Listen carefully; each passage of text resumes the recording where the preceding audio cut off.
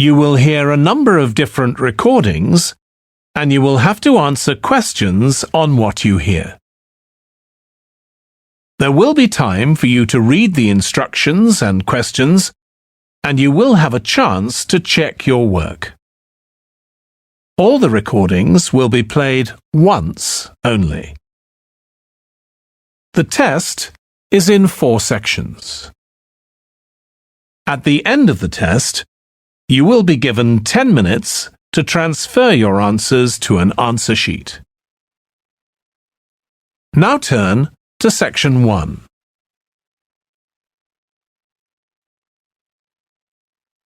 Section 1. You will hear a telephone conversation between a woman who is looking for a job and a man from a company that organizes cycling holidays. First, you have some time to look at questions 1 to 6.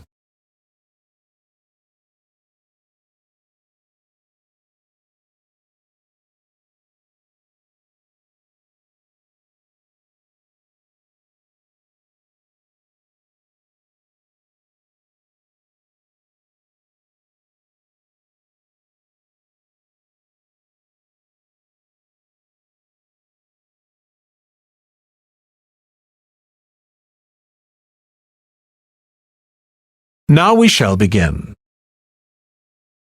You should answer the questions as you listen because you will not hear the recording a second time.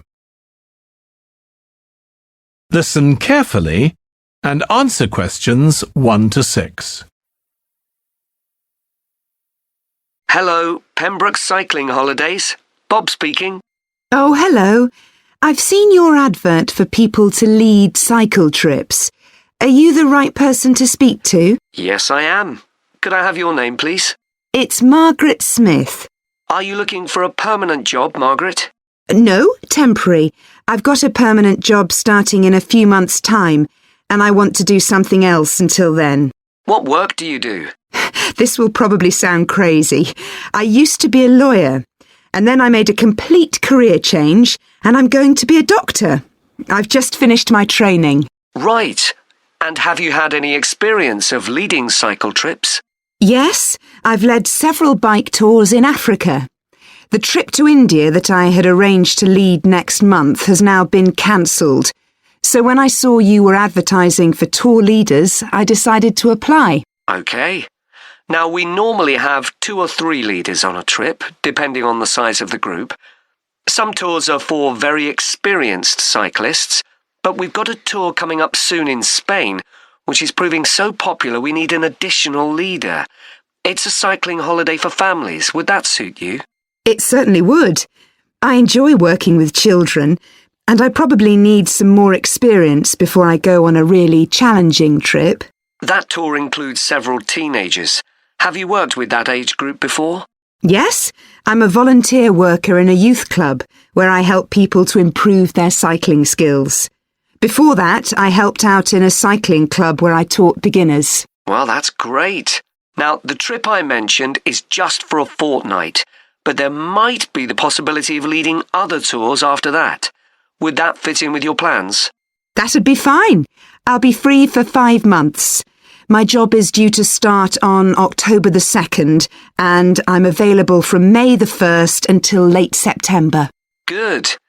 Now, is there anything I need to know about the food you eat? We usually have 1 or 2 people in the group who don't eat meat or have some sort of food allergy, so we're always very careful about that. Yes, I'm allergic to cheese. Would that be a problem? No. As long as we have enough notice, we can deal with that. That's great. Before you hear the rest of the conversation, you have some time to look at questions 7 to 10.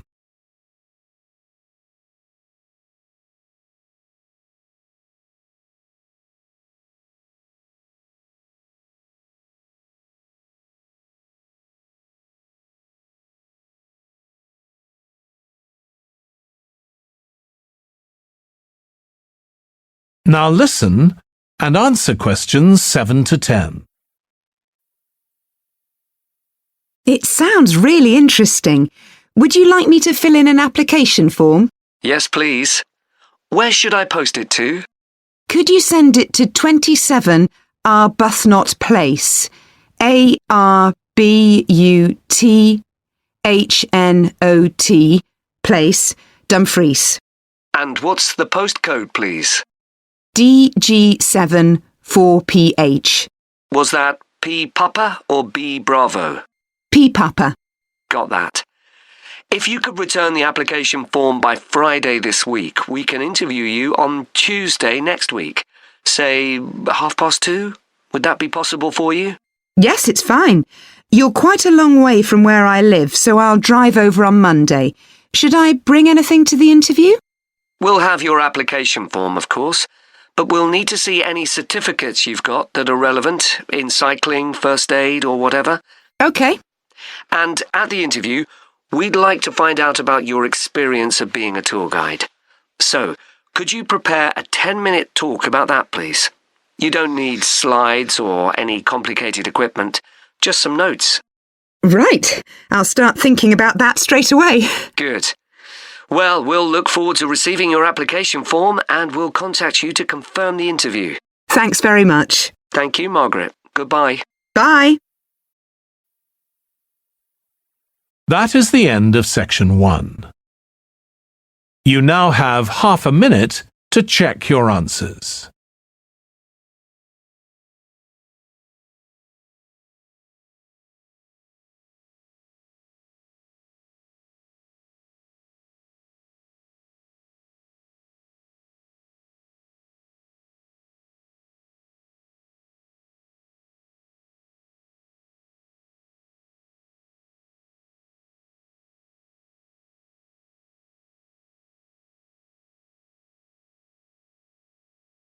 Now turn to section 2.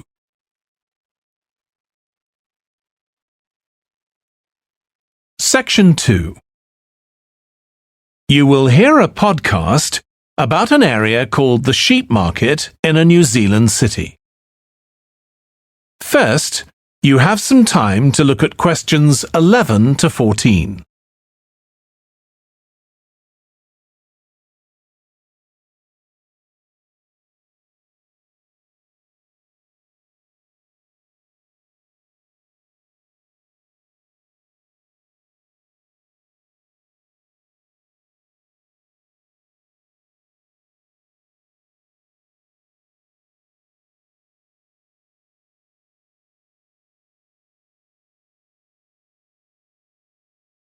Now listen carefully and answer questions 11 to 14.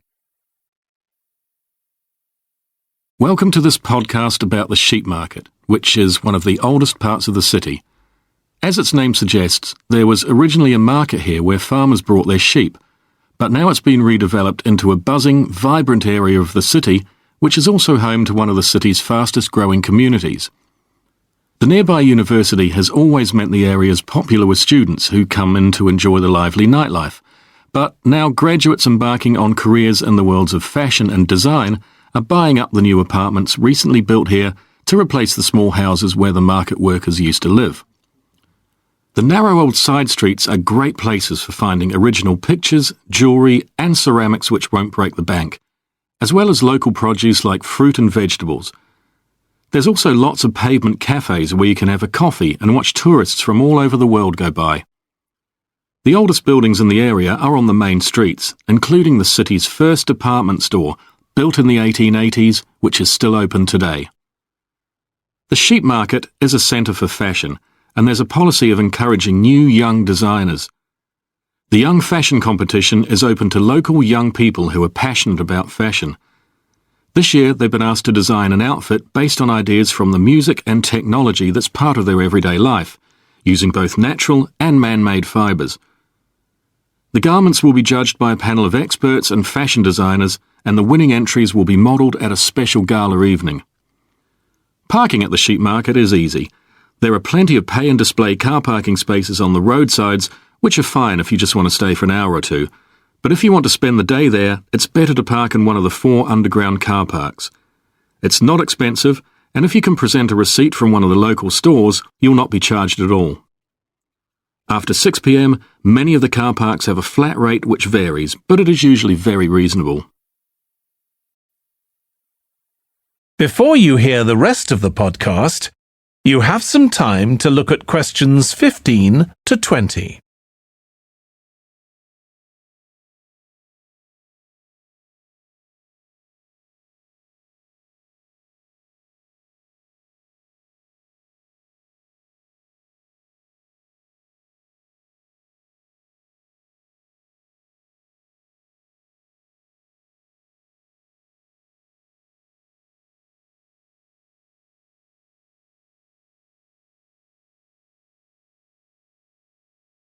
Now listen and answer questions 15 to 20. The sheep market is one of the main centres for art and history in the whole of the country. If you look at our map, you'll see some of the main attractions there. Most visitors start from Crawley Road at the bottom of the map. The Reynolds House is one of the oldest houses in the city and is open to the public. It's on the north side of Crawley Road, next to the footpath that leads to the public gardens. The area is particularly interesting for its unusual sculptures. The thumb is just what its name suggests, but it's about 10 metres high. You'll see it on Hill Road, across the road from the bank. The museum's got a particularly fine collection of New Zealand landscapes. It's on the east side of the sheep market, on City Road. It's on the other side of the road from the public gardens, immediately facing the junction with Hill Road. The Contemporary Art Gallery is on a little road that leads off Station Square, not far from the public gardens. The road ends at the gallery. It doesn't go anywhere else. That's open every day except Mondays. The Warner Gallery specialises in 19th century art. It's on City Road, near the junction with Crawley Road, on the same side of the road as the public gardens. It's open on weekdays from 9 to 5 and entry is free. Finally, if you're interested in purchasing high-quality artwork, the place to go is Nucleus. You need to go from Crawley Road up through Station Square and east along Hill Road until you get to a small winding road turning off. Go up there and it's on your right. If you get to City Road, you've gone too far. That is the end of section 2. You now have half a minute to check your answers.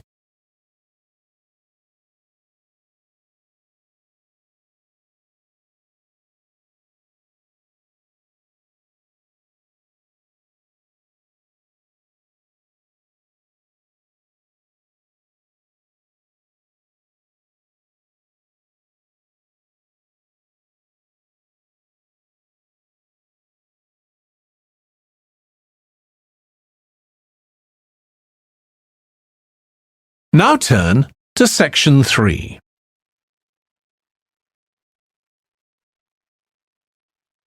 Section 3. You will hear 2 students, Katie and Joe, discussing a presentation in their film studies course. First, you have some time to look at questions 21 to 24.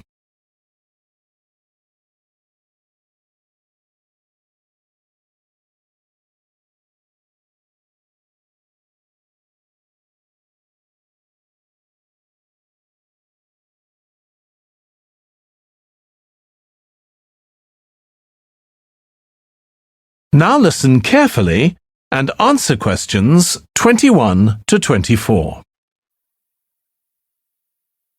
Joe, you know I'm giving a presentation in our film studies class next week? Yes. Well, could we discuss it? I could do with getting someone else's opinion. Of course, Katie. What are you going to talk about?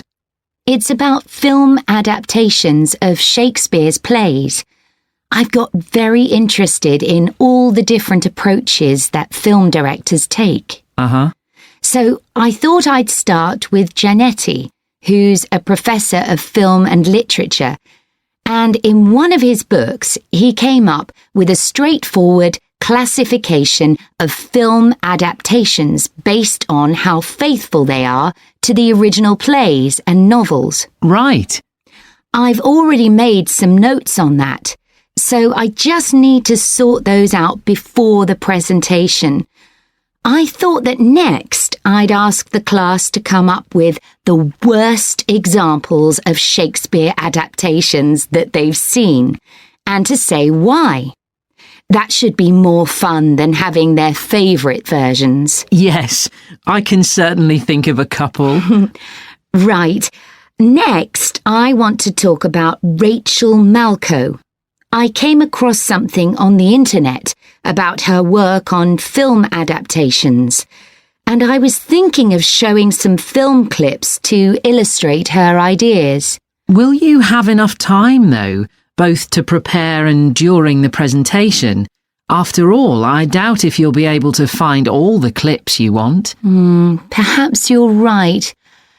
OK, well, I'd better do some slides instead, saying how various films relate to what she says.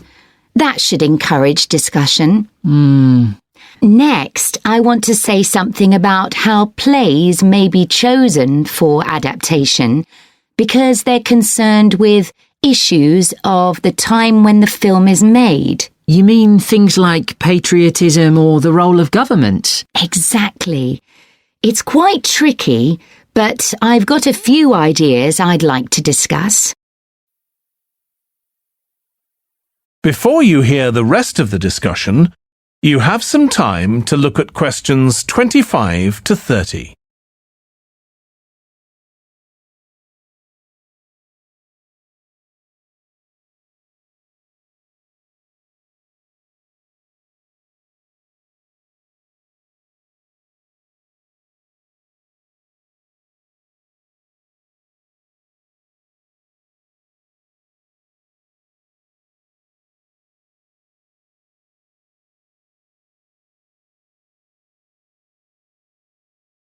Now listen and answer questions 25 to 30. And finally, I want to talk about a few adaptations that I think illustrate a range of approaches and make some comments on them. Do you know the Japanese film Ran? I haven't seen it. It was based on Shakespeare's King Lear, wasn't it? That's right. It was a very loose adaptation, using the same situation and story, but moving it to 16th century Japan instead of 16th century Britain. So, for example, the king's daughters become sons, because in Japanese culture at that time, women couldn't succeed to the throne. OK. I hope you're going to talk about the 1993 film of Much Ado About Nothing. I think that's one of the best Shakespeare films. It really brings the play to life, doesn't it? Yes, I agree. And I think filming it in Italy, where the play is set, makes you see what life was like at the time of the play. Absolutely. Right, what's next? Next, I thought Romeo and Juliet, the 1996 film, which moves the action into the present day. Yes, it worked really well, I thought, changing the two feuding families in the original to two competing business empires, even though they're speaking in the English of the original play. You'd expect it would sound really bizarre, but I found I soon got used to it. Me too. Then I thought I'd include a real Hollywood film, one that's intended to appeal to a mass commercial audience. There must be quite a number of those. Yes, but I've picked the 1996 film of Hamlet. It included every line of the text, but it's more like a typical action hero movie. There are loads of special effects, but no unifying interpretation of the play. All show and no substance. Exactly. Then there's Prospero's books, based on The Tempest. That was really innovative from a stylistic point of view. Didn't it include dance and singing and animation as well as live actors? Yes, it did. I also want to mention Looking for Richard. Did you ever see it? No, but I've read about it. It was a blend of a documentary with a few scenes from Richard III, wasn't it? That's right. It's more a way of looking into how people nowadays connect with the playwright. The play is really just the starting point. And that'll be where I finish. Well, it sounds as though it'll be very interesting. That is the end of section 3. You now have half a minute to check your answers.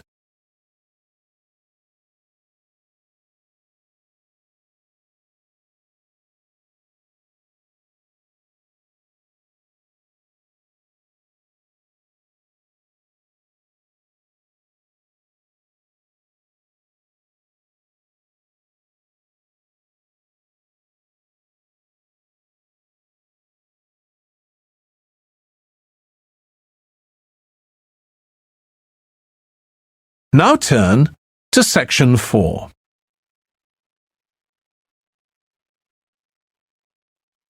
Section 4. You will hear part of a lecture about noise in cities. First, you have some time to look at questions 31 to 40.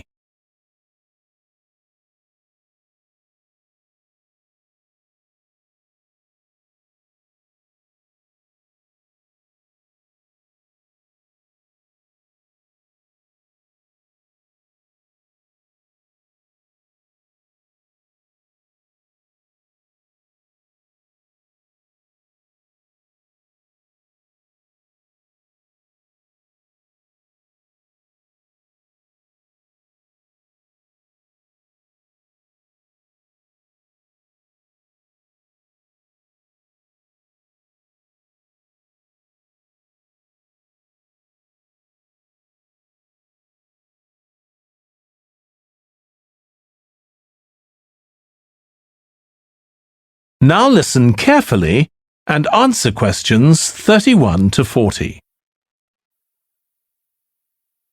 This lecture will be about the science of acoustics, the study of sound, in relation to urban environments such as cities. As an acoustic engineer myself, I think this is an area where we're likely to see great changes. In the past, researching urban soundscapes was simple. We measured levels of sound in decibels, so I used to take my sound meter and I measured the noise somewhere, and then I might ask a sample of people to say at what level the sound became annoying. With data like this, acoustic engineers have been able to build up what we call noise maps, maps of the sound environment. But actually, these aren't a lot of use. What they do show is that the highest noise levels are generally on roads. Well, that's not really very surprising. But there's quite a lot going on that these maps don't show, because they can't capture the complex way that sound varies over time. So they ignore important issues such as the noise someone might hear from the open windows or gardens of their neighbours. And this sort of noise can be quite significant in summer. We don't have any databases on this sort of information. As well as that, these records of sound levels take no account of the fact that people vary in their perceptions of noise.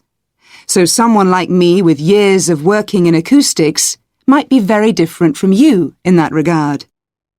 But anyway, even though these noise maps are fairly crude, they've been useful in providing information and raising awareness that noise matters.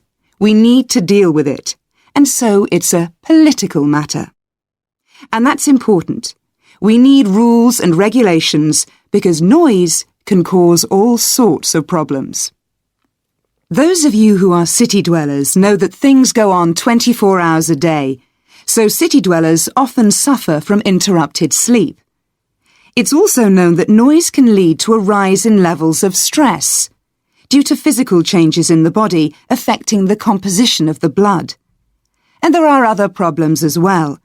For instance, if school children don't have a quiet place to study, their work will suffer. Now, one problem with decibel measurement is that it doesn't differentiate between different types of noise.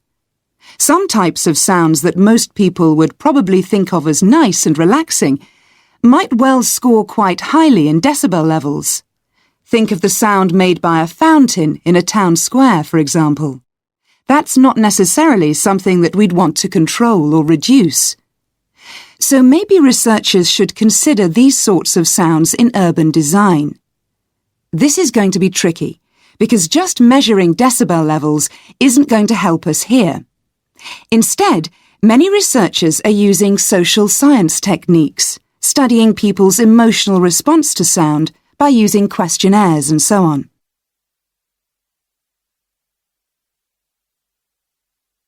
So what exactly do people want to hear in an urban environment?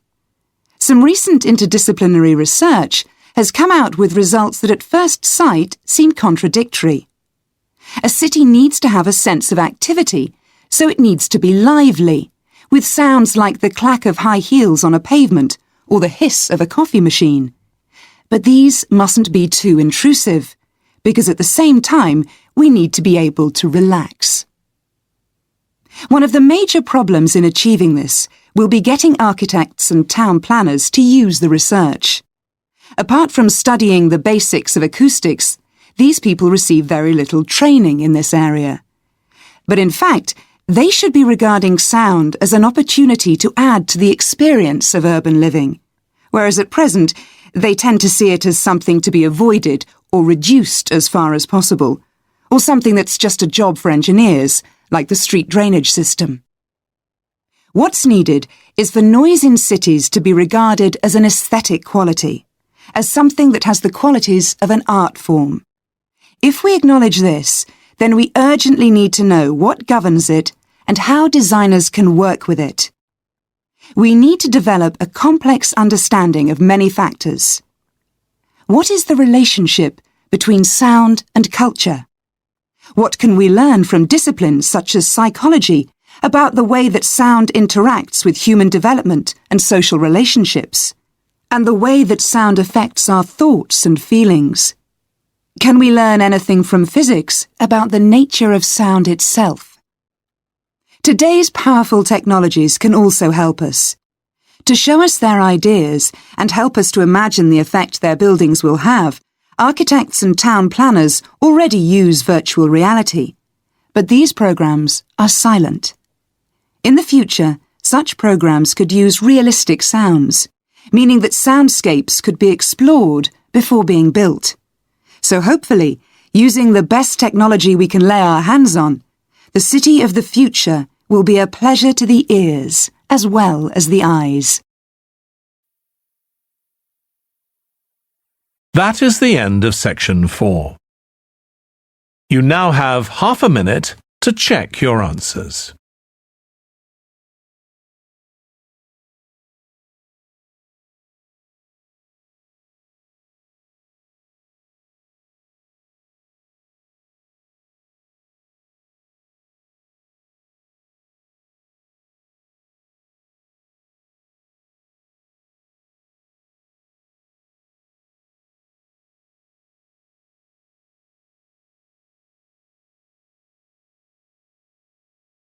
That is the end of the listening test.